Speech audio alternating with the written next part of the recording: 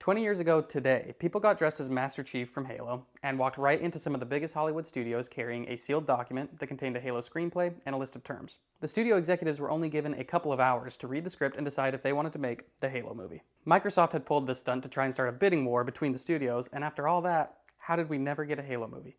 Still pisses me off. I think we lost him. Not yet.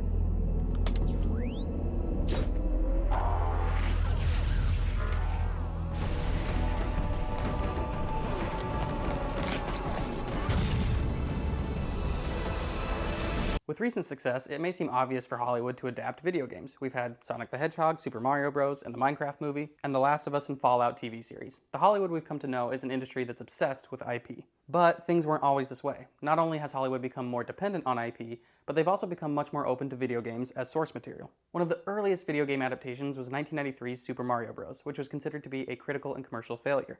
Hollywood clearly did not understand why Mario resonated with people, which you can see by how bizarre this movie was. Trust the fungus. Trust the fungus. Goomba!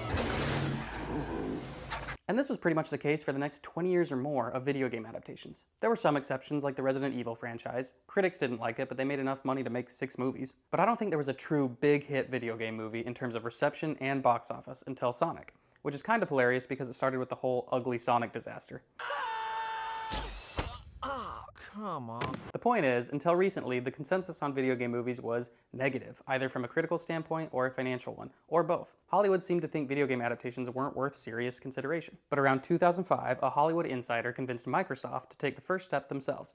They paid screenwriter Alex Garland around $1 million to write a Halo script. At the time, Garland was primarily known for writing 28 Days Later, but would later go on to write movies like Ex Machina and Annihilation. That script, along with Microsoft's terms for a deal, would then be offered to the studios as a complete package, which was not normal. Studios are usually heavily involved in a project's development, especially ones with big franchise potential. And what Microsoft was asking for wasn't typical either. In addition to a flat fee, a mandatory budget amount, and fast-tracked production, they wanted 15% of the box office gross. Microsoft had heard about a deal that was made a couple years earlier for the movie The Day After Tomorrow. Studios were given a 24-hour period to read the script and decide whether or not to agree to a set of terms. Even though this wasn't the norm, it somehow worked. So Microsoft said, why don't we just do that? Then we can control the financial aspects of the deal up front. They must have known this wouldn't be easy though, because they added a little showmanship. And that's how we got to the point where people in costumes were delivering the Halo script and a list of demands directly to studios. Now at this point, the Halo video games were hugely successful. Fans wanted a big screen adaptation, and a full script had been written by a promising writer.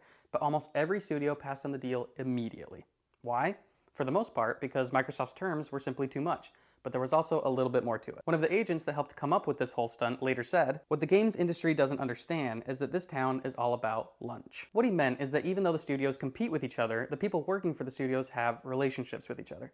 People like to say Hollywood is a small town. So when Microsoft tried to start a bidding war, it didn't really work, because the executives just called their friends at the other studios. "Hey, Master Chief just brought a Halo script to my office." "Yeah, me too." "So are you buying?" "No." "You?"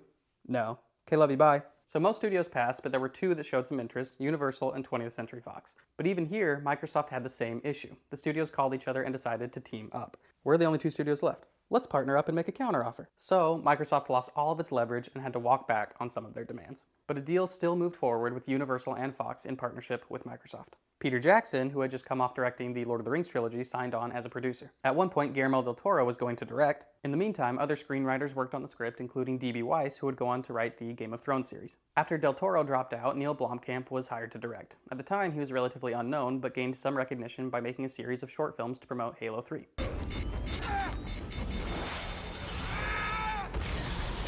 Some people think this was more than just marketing, though. They theorized that it was a proof of concept for Blomkamp's take on a Halo movie. And most fans responded positively to the style, that it felt like a genuine war movie, but in the Halo universe.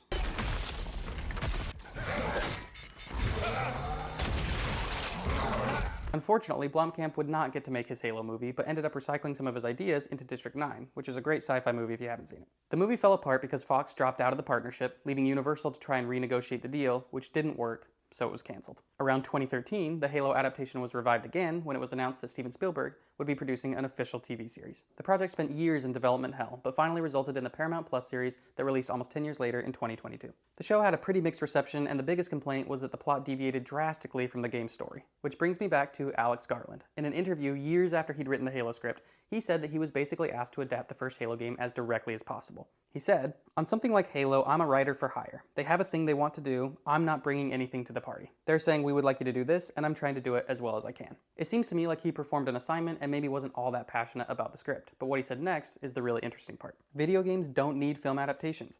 I think games are probably the single most interesting, evolving medium around at the moment, so they should just focus on making themselves as good as possible. And they'll obliterate everyone soon, and I'm sort of looking forward to that.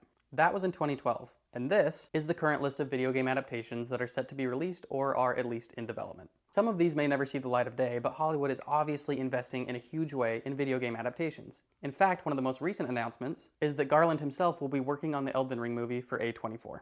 We've come a long way since 1993. On the positive side, I think this is because of the leaps and bounds video games have made in terms of storytelling.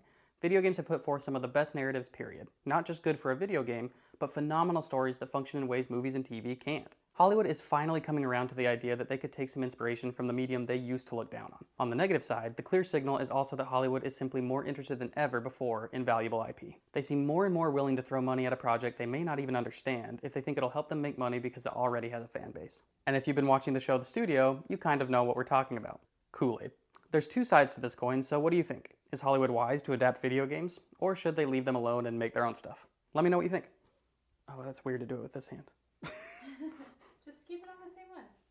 But I'm switching the dudes. Okay.